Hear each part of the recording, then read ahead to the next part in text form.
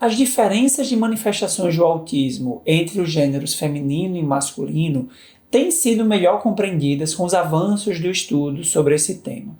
Esse processo tem gerado especial atenção para as mulheres, pois se acreditava no passado e se acreditou por muito tempo que esta era uma condição rara entre o público feminino. Nesse sentido, existem diferenças, aspectos peculiares no autismo feminino, e aqui eu destaco a vida de relacionamentos que costumam ser fonte de muitos problemas entre as mulheres. Neste vídeo vou explicar para você 3 desses aspectos que estão presentes entre as mulheres e que podem ser fonte de muitos problemas.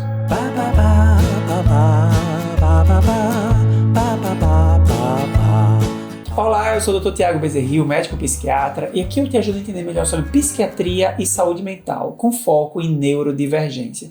Se você gosta de temas como esse, já se inscreve no canal para acompanhar os próximos vídeos e não esquece de dar o like aqui para reforçar para o YouTube que esse vídeo é importante e assim chegar a mais pessoas. Então vamos direto ao ponto. Eu vou destacar para vocês assim 3 características que costumam ser mais frequentes entre as mulheres com autismo. E aqui uma pequena observação que esses padrões que eu vou citar aqui não são exclusivos das mulheres. Eles tendem a ser mais frequentes nesse público, mas podem também acontecer no gênero masculino. Primeiro aspecto, o fenômeno da amiga muleta.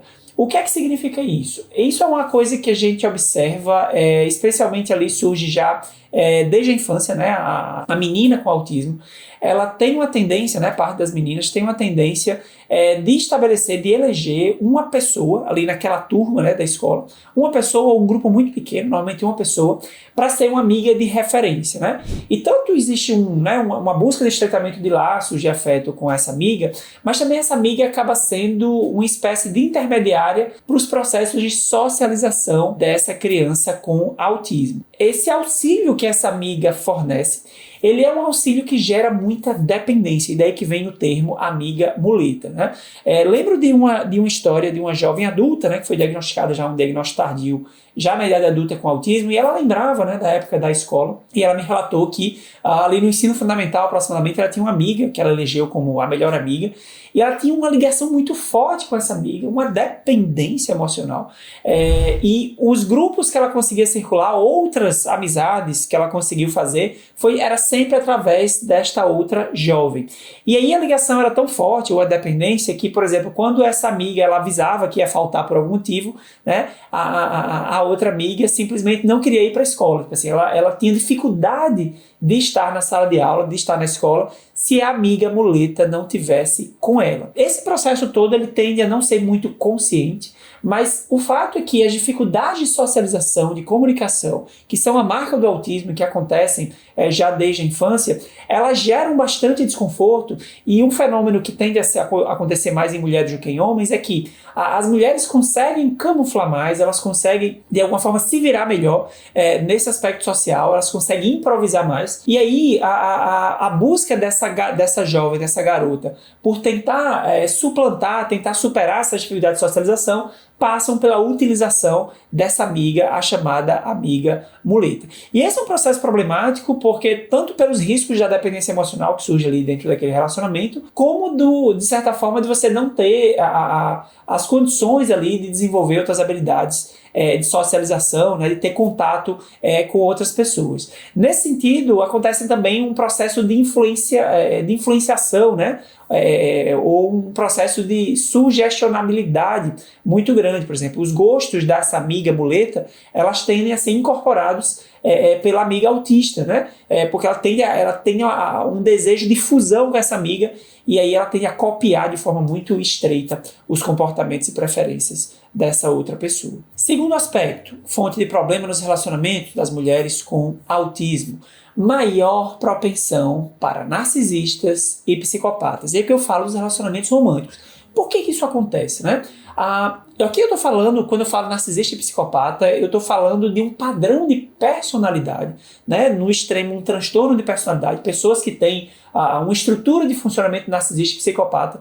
Né? Psicopata é um termo mais popular, não é exatamente um termo técnico. Narcisista, sim, existe uma categoria chamada transtorno de personalidade narcisista. O psicopata seria o transtorno de personalidade antissocial. Esse é o nome que se dá para esse transtorno. O fato é que pessoas, né, e aí eu falo tantas relações heteroafetivas, homoafetivas, né, de forma ampla, mas sim o parceiro ou parceira dessa mulher com autismo, tendo esses traços narcisistas e psicopatas, tende a gerar uma relação abusiva, né? E aí essa mulher, ela está mais propensa a relações abusivas por uma série de motivos, entre eles as dificuldades relacionadas aos processos sociais, as dificuldades de entender a intenção das pessoas, né? Isso é uma marca, um aspecto central no autismo, né? Na literatura também é chamado de tomada de perspectiva, né? Que é essa coisa de você conseguir fazer uma leitura ampla das pistas sociais, da comunicação não verbal, da intenção comunicativa de um sujeito dentro de uma interação, né? As pessoas com autismo tendem a ter mais dificuldade com isso, e aí elas podem cair mais facilmente, né? Isso acontece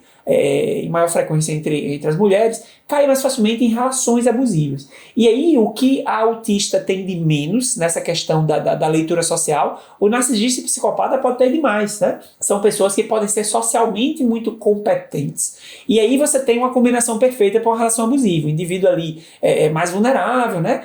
Com essa dificuldade de fazer a leitura, e o indivíduo abusador. E eu já tive muitas experiências de relatos aqui de mulheres com autismo, inclusive isso é um aspecto que a gente procura quando estamos avaliando um diagnóstico de uma adulta, né? Uma mulher com autismo adulta chega aqui para fazer uma avaliação, é um aspecto, um padrão que a gente vai buscar, assim, como foram seus relacionamentos românticos, o que é que aconteceu, por que não deu certo, e a gente vê muito isso, né? Eu lembro de um relato de uma jovem contando que ela passou, né, um relacionamento de alguns anos com um homem, assim, pela descrição dela, bastante traços aí de antissociais, narcisistas, e assim, uma relação altamente abusiva, né? E ela demorou muito para compreender que estava naquele relacionamento, para compreender a intenção desse seu namorado, né? Como ele usava ela apenas assim como um meio de conseguir determinadas vantagens, né? Como realmente era uma relação muito assimétrica, muito desigual, muito, digamos assim, patológica mesmo, né? Então as mulheres com autismo, com uma certa frequência, elas caem, elas são vítimas de relações abusivas com pessoas aí com esse perfil.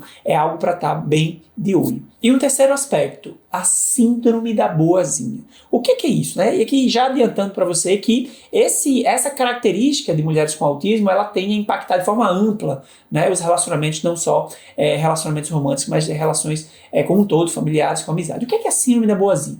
Aqui a gente tem um fenômeno que é mais comum, existe uma característica da personalidade, do funcionamento do indivíduo, que podemos chamar aqui de passividade. A passividade é a postura em que o indivíduo ele se preocupa excessivamente em satisfazer o desejo, a necessidade, a demanda dos outros em detrimento das suas próprias demandas.